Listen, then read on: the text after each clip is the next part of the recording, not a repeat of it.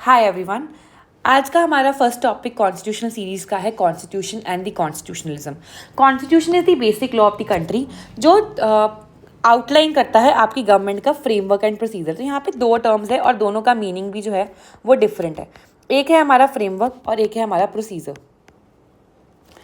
अगर हम फ्रेमवर्क की बात करें तो फ्रेमवर्क ऑफ द गवर्नमेंट में आपके लेजिस्लेटिव, एग्जीक्यूटिव और जुडिशरी का पूरा फ्रेमवर्क जो है आपका कॉन्स्टिट्यूशन में एक्सप्लेन है। एग्जाम्पल के तौर पे अगर हम लेजिस्लेचर की बात करें तो सेंटर में हमारे पास पार्लियामेंट है। पार्लियामेंट में we'll have president, Lok Sabha, Rajya Sabha. Then states में वील हैव अनदर फ्रेमवर्क, जिस फ्रेमवर्क में we have the governor and we have the legislative assembly, and in some states we have the legislative councils also. Along with that, अगर executive का framework ही पूरा defined है जिसमें आपका governor, president, आपकी बाकी bodies आ जाती हैं। some bodies are constitutional bodies, other are statutory bodies. कुछ आपकी जुडिशियल विंग की भी फ्रेमवर्क आपका कॉन्स्टिट्यूशन में गिवन है, whether it is higher judiciary और लोअर जुडिशरी। सारी जो इन्फॉर्मेशन है ये कॉन्स्टिट्यूशन में इंश्राइंड है regarding the framework. Then is the procedure. Now when we say procedure, तो प्रोसीजर में हमारे पास आएगा हाउ गवर्नमेंट विल रन।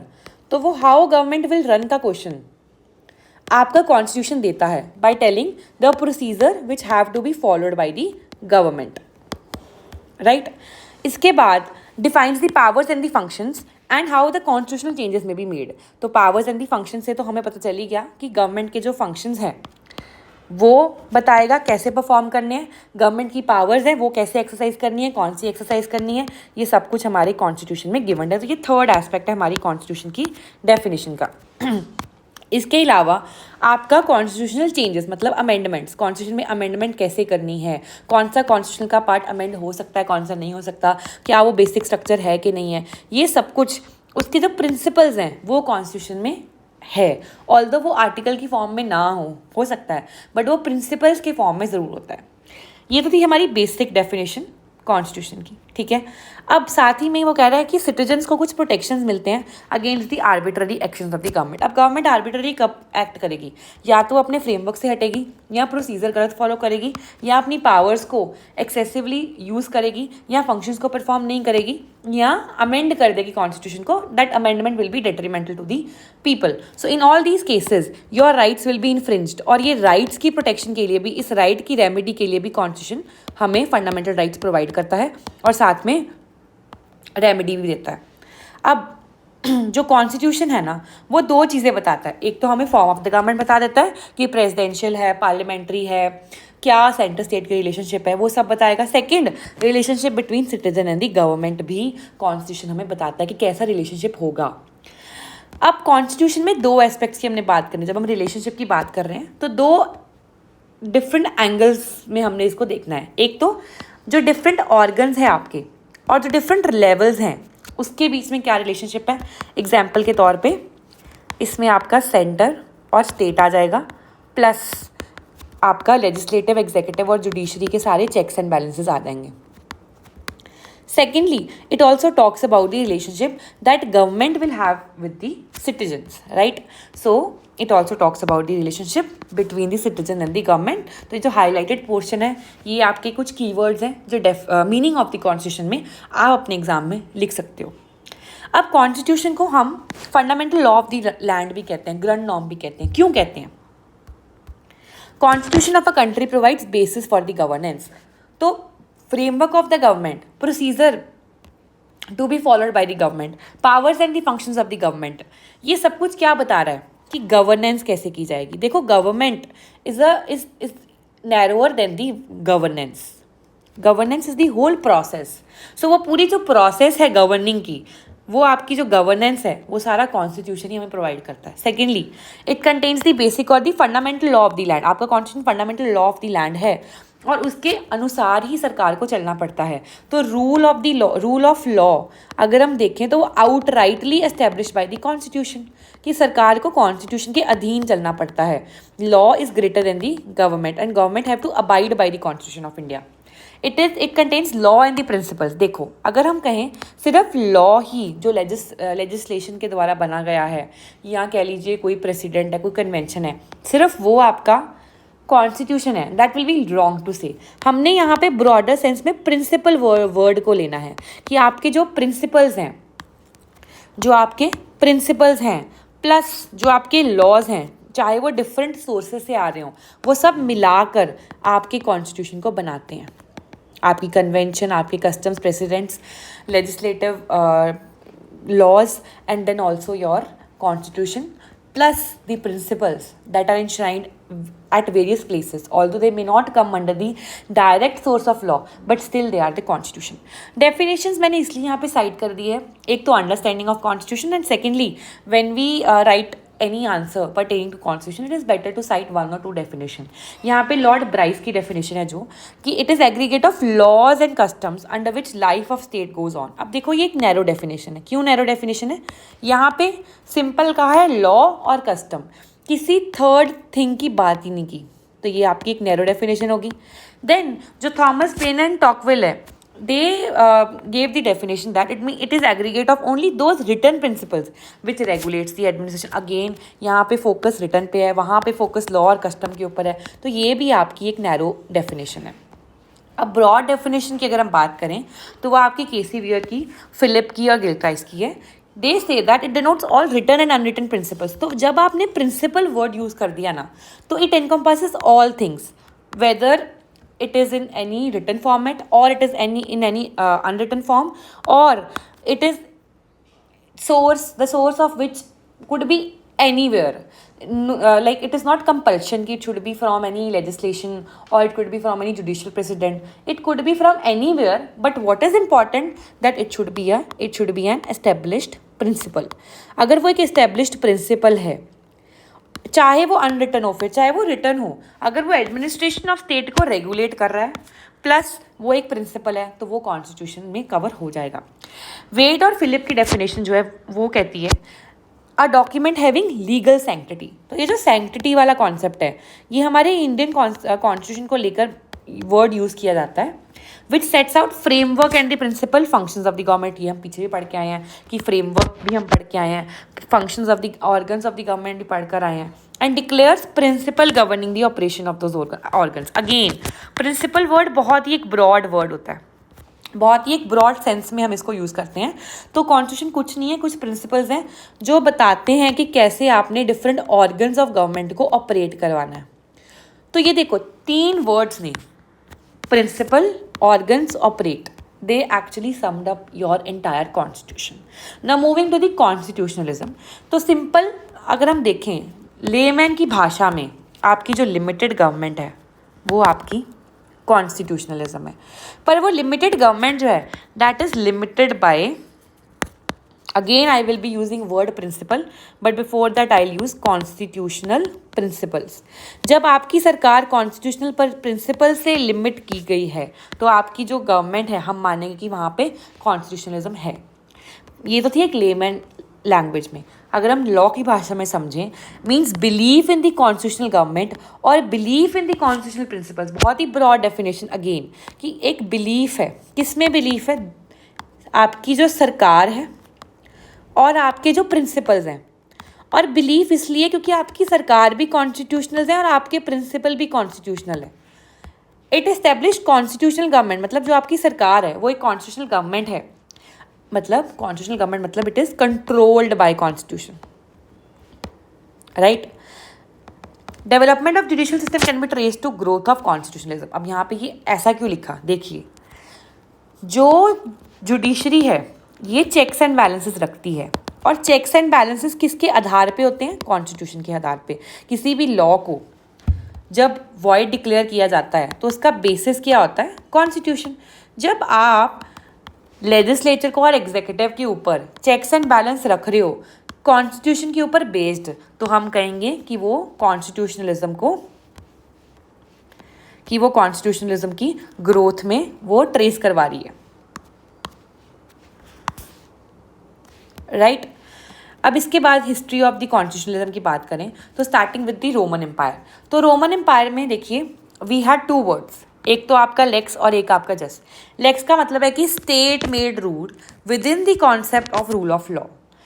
मतलब अगर स्टेट ने कोई लॉ बना दिया तो वो रूल ऑफ लॉ के कॉन्सेप्ट के अंडर फॉल कर जाएगा। पर जस्ट जो है it is one step further, it states that law should be just and fair. तो यहाँ से जब इन्होंने जस्ट का कॉन्सेप्ट डाल दिया, that law should be just and fair, तो जस्ट एंड फेयरनेस ऐड होते ही वो बन गया कॉन्स्टिट्यूशनलिज्म का ऑरिजिन। इसके बाद मैग्ना कार्टा आपका 1215 का, which says that king is to be bound by certain rights of the people, मतलब आपके अधिकार जो हैं उसको राज्य को बचाकर भी रखना, he is custodian of your rights, और अगर उनका हनन होता है तो भी आप राज्य के पास जा सकते हो। ब्रैक्टन एक थिंकर थे, उन्होंने डिफाइन किया, उन्होंने इंट्रोड्यूस किया term that the government is lesser than the law, मतलब किंग मत गवर्नमेंट मतलब किंग, क्योंकि तब पार्लियामेंट तो आई ही थी अभी ब्रैक्टन के टाइम पे, तो government that is king and that should be king should be governed by law. यहाँ पे यही था कि king should be govern by law. इसके बाद 17th सेंचुरी में एडवर्ड कोक आते हैं। So what Edward Coke says, he says that देखो कॉमन लॉ जो है it is actually the scope of the common law is wider than the state made law. Now how, क्योंकि जो common law जो कि Norman jurisprudence से आया था, कॉमन लॉ में कुछ रिटन प्रिंसिपल्स भी हैं, कुछ अनरिटन प्रिंसिपल्स भी हैं, ठीक है, रिटन प्रिंसिपल्स एंड कुछ अनरिटन प्रिंसिपल्स भी हैं। प्लस कॉमन लॉ का जो सोर्स है वो बहुत ही वाइड है, बहुत ही डाइवर्स सोर्सेज हैं, कुछ प्रेसिडेंट्स, कुछ कस्टम्स, कुछ कन्वेंशंस, ठीक है, तो ये सारे आपके कॉमन लॉ के पार्ट हैं। It is actually wider than the state made law. 1688 और 89 में जब king was held to be responsible to the people, to the representative in the parliament, that is parliamentary democracy की शुरुआत, तो वहाँ पे कॉन्स्टिट्यूशनलिज्म अपने आप आ गया। Now the act of settlement of the 1701, 1701 में जुडिशियल इंडिपेंडेंस आ गई, क्योंकि एक्ट ऑफ जो सेटलमेंट थी it actually brought the judicial independence. अब यही जुडिशियल इंडिपेंडेंस आपके यूएस में है जुडिशियल सुप्रीमेसी। 18th और 19th सेंचुरी में हमारे पास ब्लैकस्टोन और डाइसी आए, और ब्लैकस्टोन और डाइसी ने सिर्फ एक ही बात बोली कि देखो आपके जो राइट्स हैं, आपके जो पावर्स हैं, इनके बीच में आपको बैलेंस बना के चलना है। देन 1917 में असली जो हुआ, जिससे कॉन्स्टिट्यूशनलिज्म डेवलप हुआ अपनी रिफाइंड फॉर्म में, वो था रशियन रेवोल्यूशन। यहाँ तक वो क्रूड फॉर्म में था, किसी ने उसको कॉइन नहीं किया था टर्म को। 1917 में जब रशियन रेवोल्यूशन हुई तो पूरे यूरोप की, पूरी वेस्ट की जो सोसाइटी था, जो पॉलिटिकल स्ट्रक्चर था, उसके ऊपर बहुत गहरा इम्पैक्ट पड़ा। तो हार्वर्ड लॉ स्कूल के 2 प्रोफेसर्स थे, उन्होंने इन्वेस्टिगेट किया और उन्होंने एक वर्जन प्रेजेंट किया सोशल और पॉलिटिकल विजन का, कि ऐसे हम सोसाइटी को परसीव करते हैं, ऐसे पॉलिटिकल स्ट्रक्चर को हम परसीव करते हैं, और वो तभी पॉसिबल है अगर एक कॉन्स्टिट्यूशनल स्ट्रक्चर के अधीन वो आप इस्टेब्लिश करो। तो मतलब यहाँ से प्रोफेसर जो मैकइल्विन थे, उन्होंने कॉन्स्टिट्यूशनलिज्म को कॉइन करके उसको एज अ कॉन्सेप्ट लेकर आए। So this is the professor मैकइल्विन।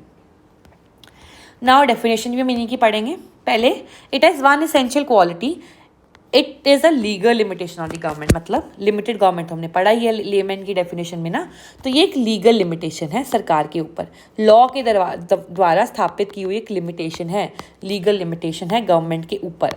Limitation मतलब कि वो आर्बिट्ररीली रूल नहीं कर सकते, तो ऑब्वियसली वो एंटीथीसिस है आर्बिट्ररी रूल का, डेस्पोटिक गवर्नमेंट के ऑपोजिट है, और गवर्नमेंट यहाँ पे लॉ, गवर्नमेंट जो है वो रूल करेगी लॉ के अधीन होकर, ना कि by will.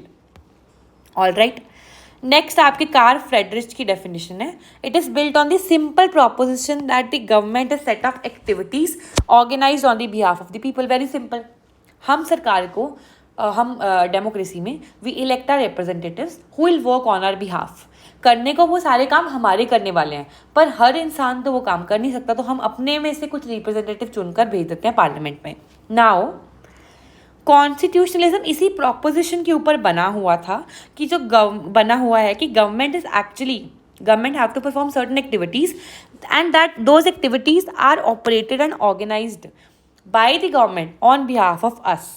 So because they are doing something on behalf of us, so there are certain restraints also, कुछ उनके ऊपर रिस्ट्रेंट्स है जो ये इंश्योर करेंगे कि वो आर्बिट्ररी एक्सरसाइज ना करें अपनी पावर को, आर्बिट्ररी एक्सरसाइज ना करें अपनी पावर को। तो वो जो रिस्ट्रेंट है जो सरकार के ऊपर लगाए हैं वो आपकी कॉन्स्टिट्यूशनलिज्म है। इससे गवर्नेंस जो है वो एब्यूज़ नहीं होगी जो हमारी सरकार है उसके द्वारा। तो ये जो कार्ल फ्रेडरिच की डेफिनेशन है, it is focusing more on the nature of the task that is perform by the government. वो टास्क का नेचर क्या है? नेचर ये है कि वो ऑन आर बिहाफ, वो हमारे बिहाफ पे कर रही है। क्योंकि वो हमारे बिहाफ पे कर रही है तो it should not be arbitrary, rather it should be within the limits that are set by the constitution. Harding says that most important aspect of the constitutionalism is that अगर autocracy से आप democracy की तरफ जा रहे हो तो you have to place limit on the government. अगर आज एक मोनार्क कहता है कि we will be introducing the democracy in our state, तो सबसे पहली चीज़ क्या होगी? कॉन्स्टिट्यूशन लिमिट्स लगाएगा उस मोनार्क के ऊपर, उस मोनार्क की पावर के ऊपर। मोनार्क की पावर के ऊपर लिमिट्स लगेंगी और monarch will be forced to work within constitution. Alright, so पहला रिस्ट्रेंट ही उसके ऊपर ये लगेगा। तो ये एक ट्रांजिशनल डेफिनेशन है कि अगर आपने ऑटोक्रेसी से डेमोक्रेसी की तरफ जाना है या वैसे भी, तो constitutionalism is the one element that converts you from autocracy to democracy by bringing your monarch within the ambit of the restraint of the constitution. Conclusion एक बहुत ही इंटरेस्टिंग कंक्लूजन है कि देखो, mere existence of constitution ensure नहीं करता constitutionalism. Constitution north Korea का भी है, कॉन्स्टिट्यूशन सोमालिया का भी होगा, ठीक है, कॉन्स्टिट्यूशन जो घाना का भी होगा, साउथ सुडान का भी होगा। तो ये सारी कंट्रीज जो कि बहुत ही फेमस है फॉर द नोटोरियसनेस, इन सब का कॉन्स्टिट्यूशन तो होगा, पर इट इज़ नॉट कंपल्सरी कि उनमें कॉन्स्टिट्यूशनलिज्म भी होगी। क्योंकि कॉन्स्टिट्यूशनलिज्म जब हम कहते हैं तो कॉन्स्टिट्यूशनलिज्म एक्चुअली डिपेंड करता है आपके कंट्री में कॉन्स्टिट्यूशनल कल्चर क्या है। और जो कॉन्स्टिट्यूशनल कल्चर है ना, वो मेच्योरिटी के ऊपर डिपेंड करता है। और मेच्योरिटी किसकी? आपकी सरकार की मेच्योरिटी भी और आपके लोगों की भी मेच्योरिटी भी। आप कितने कॉन्स्टिट्यूशनली मेच्योर हो वो डिटरमाइन करेगा कि आपकी कंट्री में कॉन्स्टिट्यूशनल कल्चर क्या होगा, और वो डिटरमाइन करेगा कि कॉन्स्टिट्यूशनलिज्म होगा या नहीं होगा। ब्रिटेन का रिटन कॉन्स्टिट्यूशन नहीं है, बट स्टिल उनमें कॉन्स्टिट्यूशनल मेच्योरिटी है, उनमें एक कॉन्स्टिट्यूशनल कल्चर है, तो वहाँ पे कॉन्स्टिट्यूशनलिज्म है। पर ये सारी कंट्रीज़ में हो सकता है कॉन्स्टिट्यूशन हो, पर उनमें कॉन्स्टिट्यूशनल कल्चर, कॉन्स्टिट्यूशनल मेच्योरिटी नहीं है, तो वहाँ पे कॉन्स्टिट्यूशनलिज्म नहीं है।